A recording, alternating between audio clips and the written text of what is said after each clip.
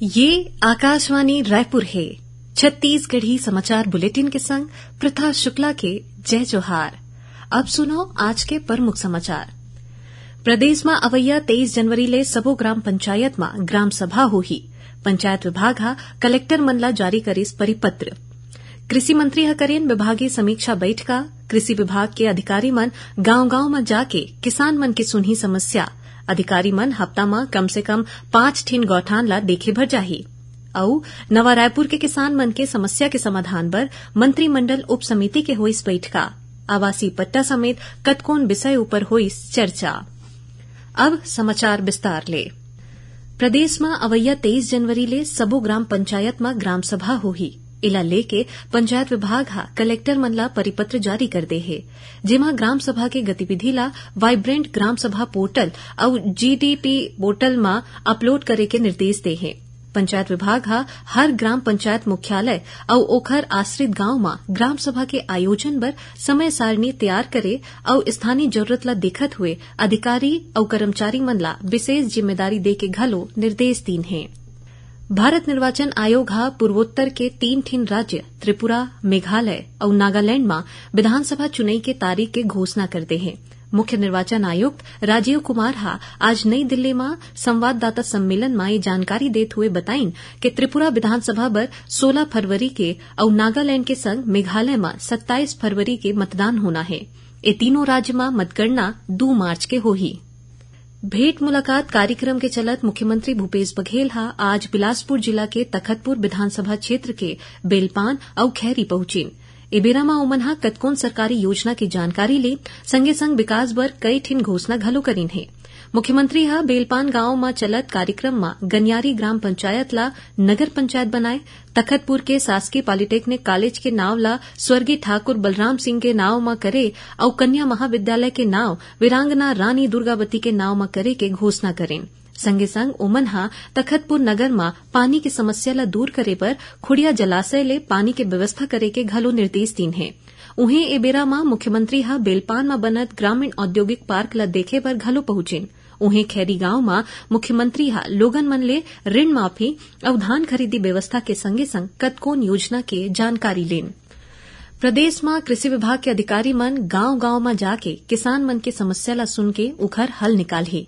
कृषि मंत्री रविन्द्र चौबे हा विभागीय समीक्षा बैठका लीन और ओमन हा कहीन है कि बेरा अधिकारी मन हफ्ता में कम से कम 5 दिन गौठान ला देखे बर जाही। संगे संग उहा चलत कामकाज के जानकारी लेही।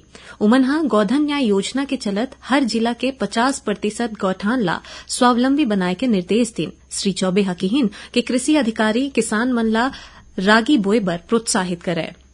केंद्र सरकार हा प्रधानमंत्री नरेंद्र मोदी के मन की बात कार्यक्रम के 100वां कड़ी के लोगो डिजाइन करे बर आवेदन मंगाए है। 1 अप्रैल में एक कार्यक्रम के 100वां कड़ी प्रसारित करे जाही। सरकार हा कहीन कि मन की बात के 100वां एपिसोड पर आकाशवाणी हा घरो लोगो के डिजाइन मंगाए है। ए लोगो में मन की बात के 100वां कड़ी ला दिखाए वाला डिजाइन होना चाहिए। सरकार हा सबले अच्छा लोगो डिजाइन करैया मन ला 1 लाख रुपया के इनाम दे के घोषणा घलो करे है। उहें 1 फरवरी तक my.gov.in पोर्टल के माध्यम ले अपन आवेदन जमा करा सकत हैं। नवा रायपुर के किसान मन हा कतकोन मुद्दा के निराकरण बर बने मंत्रिमंडल उप समिति के बैठका आज कृषि मंत्री रविन्द्र चौबे के अध्यक्षता में मंत्रालय में हुई से।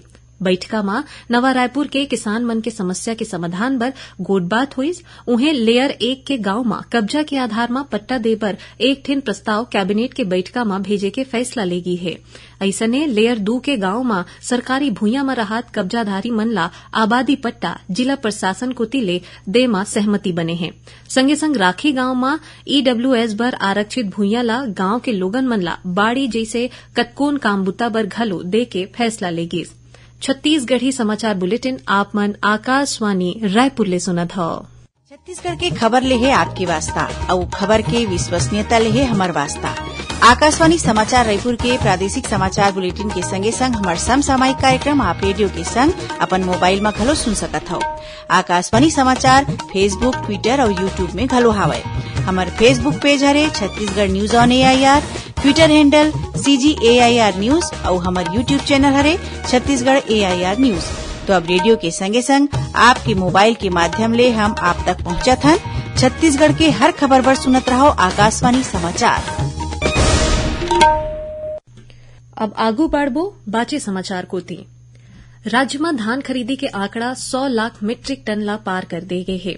खाद्य मंत्री अमरजीत भगत हा पत्रकार मन ले गोटबात करत हुए बताइन कि एसो धान के पंजीकृत रकबा में घलो बढ़ोतरी हुए है और 32 लाख ले ज्यादा हेक्टेयर क्षेत्र में धान के फसल लगाए गए है। इस सीजन में धान बेचे बर पंजीकृत किसान मन की संख्या हा बाढ़ के करीबन 25 लाख हो गए है, जेमा 2,30,000 झीन नवा किसान हवे। उमन हा कहिन कि राजीव गांधी किसान न्याय योजना के चलत किसान मन ला मिले इनपुट सब्सिडी की राशि खेती बर मददगार साबित हुए है। खाद्य मंत्री हा बताइन कि एखर बलदा में 20,375 करोड़ रुपया के भुगतान बैंक लिंकिंग व्यवस्था के तहत करे गए हैं। उमन ये गहलो बताइन कि राज्य में ए दरी 110 लाख मीट्रिक टन धान खरीदी के अनुमान है। प्रदेश में गणतंत्र दिवस कार्यक्रम के तैयारी शुरू हो गई है। मुख्य कार्यक्रम रायपुर के पुलिस परेड मैदान में होही, जहां राज्यपाल अनुसुईया उइके हा झंडा फहरा के परेड के सलामी ली। उन्हें बस्तर जिला मुख्यालय जगदलपुर में मुख्यमंत्री भूपेश बघेल हा झंडा फहराही। छत्तीसगढ़ विधानसभा अध्यक्ष डॉ चरणदास महंत हा सक्ती में और विधानसभा उपाध्यक्ष संतराम नेताम हा कोंडा गांव में झंडा फहराही। गृह मंत्री ताम्रध्वज साहू हा महासमुंद, स्वास्थ्य मंत्री टीएस सिंहदेव हा अंबिकापुर, कृषि मंत्री रविन्द्र चौबे हा दुर्ग, वन मंत्री मोहम्मद अकबर हा कवर्धा में गणतंत्र दिवस कार्यक्रम में शामिल होके झंडा ला फहराही। उन्हें आने आने मंत्री, संसदीय सचिव, विधायक और जनप्रतिनिधि मन कतकोन जिला में झंडा फहराही। रायपुर में चिकित्सा शिक्षा मंत्री टीएस सिंहदेव की अध्यक्षता में स्वशासी समिति के सामान्य परिषद के बैठका हुईस, जेमा कतकोन महत्वपूर्ण फैसला लेगिस। श्री सिंहदेव हा कहिन कि जिला अस्पताल के हमर लैब में अब वो जम्मो जांच होही जौन के डॉक्टर भीमराव अंबेडकर अस्पताल में रीएजेंट्स के कमी के चलत नहीं हो पात रहीस।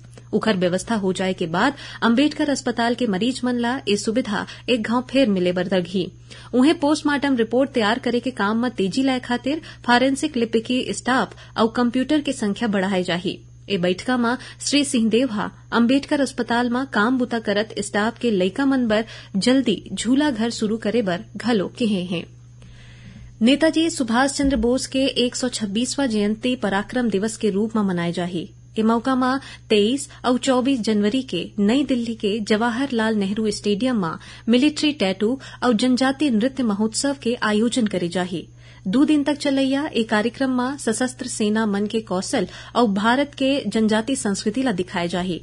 केंद्रीय जनजाति मंत्री अर्जुन मुंडा हा बताइन कि महोत्सव के उद्देश्य देश के बलिदानी मन के सुरता और संगे संग देश के सांस्कृतिक विरासत ला दिखाना हरै। दुर्ग जिला में आज ले दुपहिया गाड़ी में हेलमेट लगाना जरूरी कर दी गई है। बिना हेलमेट के गाड़ी चलाए पाए जाए में कार्रवाई करे जाही। पुलिस अधीक्षक डॉक्टर अभिषेक पल्लव हा बताइन कि जिला में रद्दा हादसा में जतना भी मौत होए है ओमा यही देखे बर मिली से कि गाड़ी चलैया मन हेलमेट नहीं लगाए रही है।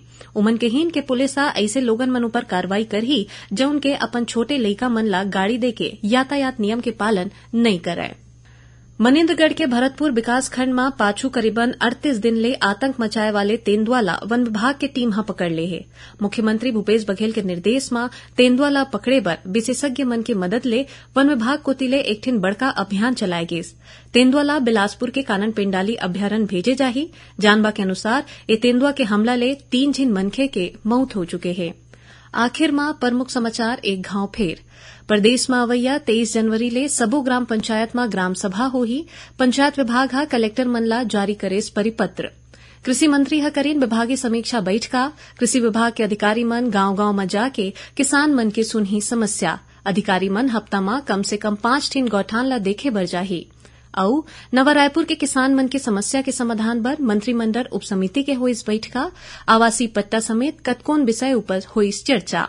एकरे संग छत्तीसगढ़ी समाचार बुलेटिन इहे सिरावत है। जय जोहार।